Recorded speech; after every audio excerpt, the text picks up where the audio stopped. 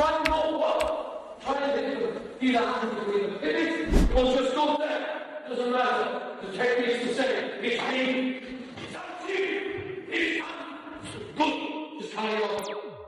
If you go up, switch the other side of the wall. So if you see everything down, and then that's over here, and you put it like that, you want, here's any there. Just pick it up to the front. Anything you want. Any time you can see it.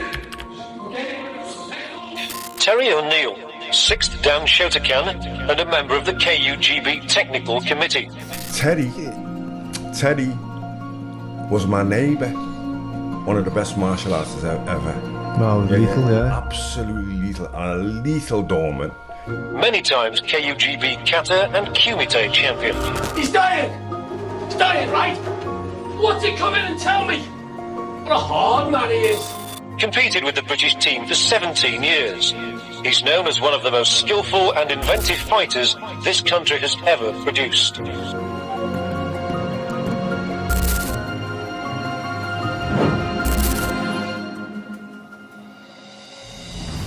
If you are going to punch somebody in the face, ladies and gentlemen, never aim for the teeth. It's a waste of time. Belt someone in the teeth, and you're going to cut your hand to ribbons, and there'll be blood and teeth flying everywhere, and you won't even have stopped them. Forget about teeth. If you want to stop someone in their tracks, and there isn't a lump of 4x2 lying about, you've got to go for the eyes or the windpipe. These words by Terry O'Neill himself capture the raw, no-nonsense attitude that made him one of the most feared doormen in Britain during the 70s and 80s, and labeled him the gold standard of street fighters. But Terry wasn't just a man of brute force. He was a true legend of British martial arts and Shotokan karate, a fierce competitor, instructor, and an absolute beast both on and off the mat. In this video, we'll explore how his journey from the tough streets of Liverpool to the world of professional martial arts forged a reputation that made him both feared and admired. We'll dive into his life as a respected doorman, his acting endeavors, a stuntman and fight choreographer in multiple films like the James Bond movies, and a prominent figure in Shotokan karate, where he was once described as the equivalent of a guided missile system. Basically, the guy was a walking, talking weapon. Born on February 27, 1948, in Liverpool, Terence O'Neill was the son of an ex-policeman who instilled in him a strong desire for physical fitness and strength from an early age. Inspired by the character of Tarzan from Edgar Rice Burroughs' novels, young Terry began practicing jiu-jitsu at the Skyner's Jiu-Jitsu Club, thanks to his father's encouragement. His father also guided him towards learning judo, and Terry honed his skills further by studying techniques from Pat Butler's judo books. His early education took place at St. James School, one of the most diverse schools in Liverpool, before he moved on to Toxteth Technical School after passing his 13+ exams. In 1961, he began taking judo lessons, but during one practice session, he suffered a setback when he broke his collarbone after a hard throw. That same year, tragedy struck as Terry's father passed away at the age of 70 after suffering a stroke. In the early 1960s, Vernon Bell introduced the relatively unknown art of karate to the United Kingdom. In Liverpool, Terry had heard about this new martial art, but struggled to find any information or a place to train.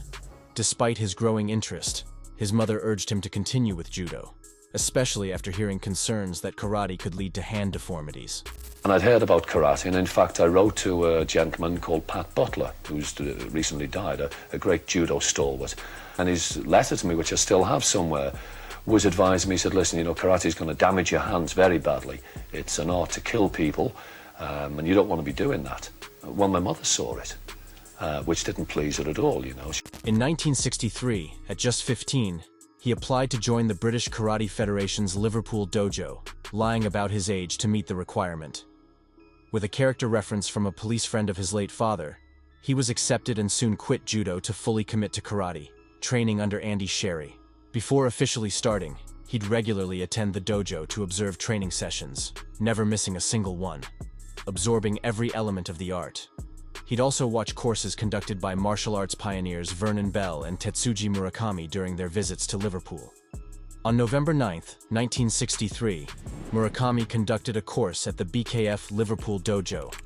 After the course, a grading was held, where Terry advanced several ranks, progressing from a beginner to 5th Q in one leap, a rare achievement that highlighted his exceptional talent with such rapid advancement.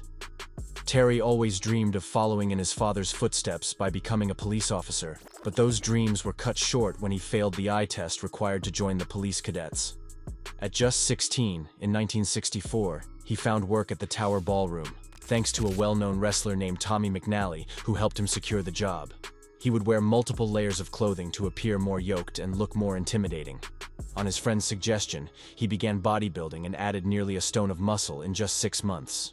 His efforts soon paid off, leading to a job as a doorman at the iconic Cavern Club, a venue made famous by musical legends like the Beatles. His first fight didn't last long, but it taught him a valuable lesson about the difference between practicing techniques in the air and applying them against a live opponent. During the altercation, he kneed one of his assailants in the groin, only to be struck in the face immediately afterward. Dazed, Terry initially thought the second attacker had punched him. In reality, his adversary's head had snapped forward after the strike, accidentally headbutting Terry square in the face. Unprepared for this unexpected reaction, Terry found himself nursing a nose pouring with blood, while another doorman stepped in to finish the fight. After working various gigs, he eventually landed the position of head doorman at what would become the Victoriana. It was here that Terry truly cut his teeth in the world of nightclub security.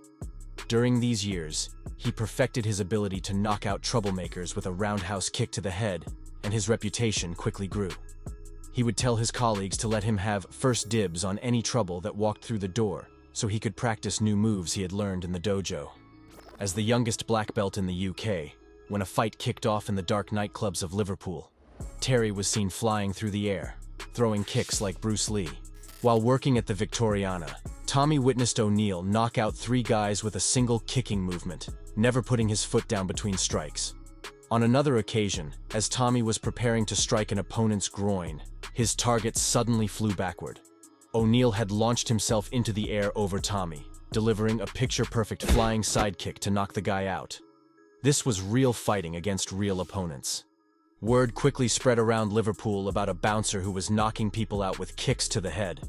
This eventually reached the ears of local professional boxer Jimmy Malloy, who wasn't impressed with the idea of someone kicking a downed man. Jimmy showed up at the Victoriana to confront Terry, unaware that Terry's targets were actually standing when he delivered his kicks. As Jimmy prepared to fight, removing his jacket, Terry demonstrated his kick and explained that he wasn't hitting people on the ground. The tension eased, and the 2 men would later become friends. But what kind of people caused the bother in the first place in the clubs? Oh, people who for that did it, violent people. With me, it was always a controlled violence. I mean, yeah, I kicked lots of people in the head, but I was always well aware of what I was doing.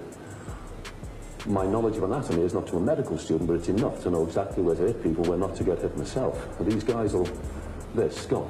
They will start kicking people in the head with no thought or compassion at all. With me, if I was kicking someone in the head, I would put my foot exactly where I wanted to, and I'm not going to say I've done minimum damage to them. Like I said, I've done this maximum amount of damage. You've got 2 problems. The first problem is to make sure you don't go to hospital. The second problem is to make sure you don't end up going to jail. But if you think too much about problem 2, you ain't going to get past problem 1. On April 23, 1965, instructors from the Japan Karate Association, JKA, gave a groundbreaking demonstration at St. George's Hall in Liverpool, featuring martial arts legends like Taiji Kase, Hirokazu Kanazawa, Keinosuke Inoue, and Hiroshi Shirai. This event profoundly influenced the direction of Shotokan karate in the UK. A few months after the JKA demonstration, Keinosuke Inoue arrived in the UK and became the resident instructor at the Liverpool dojo, initially living with Terry O'Neill and his mother. Inoue's militaristic teaching style drove away many students, but those who stayed formed a strong Shotokan club. Rare footage shows Inoue teaching, with a young Terry already displaying his strong physique and powerful kicks. In 1966, Terry was promoted to First Dan by Inoue, a key milestone in his karate journey. The next year, his competitive career began with a loss due to inexperience, which only fueled his determination. He quickly showcased his versatility by securing second place in the individual kata event at the 1968 KUGB National Championships, earning a spot on the KUGB national squad.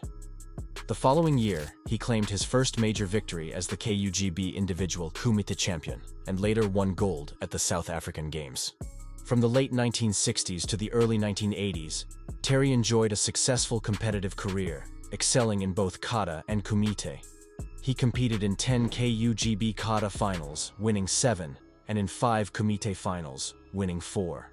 He was crowned KUGB Grand Champion 3 times and was a key member of the Red Triangle Liverpool Kumite team, dominating numerous championships. On the international stage, his skill was evident.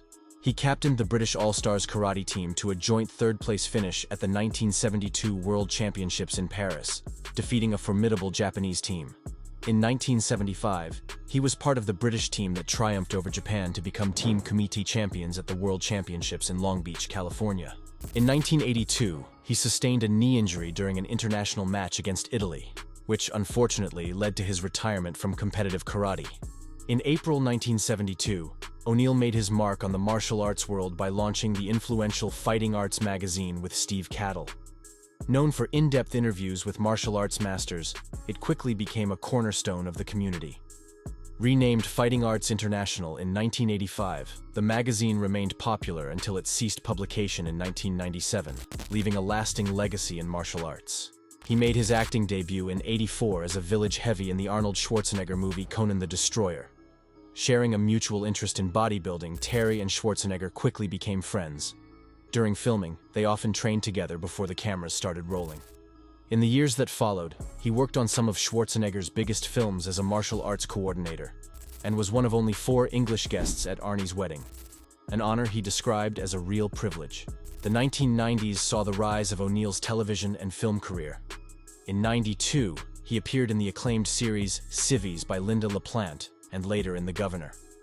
On the big screen, he starred alongside Sean Connery and Catherine Zeta-Jones in Entrapment, and continued with roles in blockbusters like Gangs of New York and The League of Extraordinary Gentlemen. In 2009, Terry O'Neill won Best Actor in a Short Drama at the end of the Pier International Film Festival for his role in Giri. The film's about a cancer-stricken martial arts master who chooses to commit suicide through the traditional Japanese ritual of harakiri. To prepare, he studied Japanese sword techniques with expert Terry Ezra. In 2011, Working with Warriors by Dennis Martin was published, offering a gripping account of his experiences working as a doorman alongside O'Neill and Gary Spires on the doors of some of Liverpool's toughest nightclubs. The book provides a fascinating insight into how these men, seasoned martial artists, applied karate in real-world scenarios, effectively handling the unpredictable environment of nightclub security. For those who follow this channel, you may recall that I've previously featured Gary Spires in a dedicated video, highlighting his significant impact and the powerful legacy he left behind, so be sure to check it out if it interests you.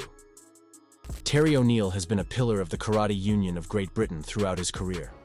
Renowned as both a top competitor and one of the most respected instructors, his contributions to the organization are immense. In 2004, his dedication was recognized when he was awarded his 7th Dan at the KUGB National Championships.